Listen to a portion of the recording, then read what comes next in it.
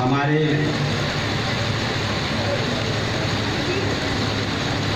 सभी पदाधिकारीगण, सभी शिक्षकगण, शिक्षक संघ के सभी पदाधिकारीगण, मीडिया के लोग,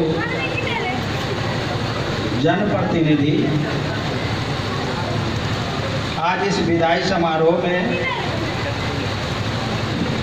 मोरवा प्रखंड की तरफ से हार्दिक अभिनंदन है, स्वागत है।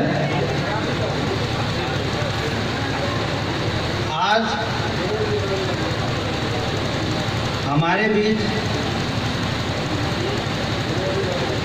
हमारे प्रखंड शिक्षा पदाधिकारी ईश्वर चंद्र बाबू का 60 साल पूरा हो रहा है। आज वे रिटायर कर रहे हैं और एक न एक दिन जो भी शिक्षक हो, कर्मचारी हो, पदाधिकारी हो, सबके साथ एक दिन निश्चित रूप से यह क्षण आएगा ही। एक ऐसा भी समय होता है जब हम पढ़ लिख कर बेरोजगार होते हैं, जगह जगह आवेदन करते हैं, वैकेंसी में अप्लाई करते हैं, परीक्षा देने जाते हैं, इंटरव्यू भी देते हैं, और ये करते करते एक दिन ऐसा भी समय आता है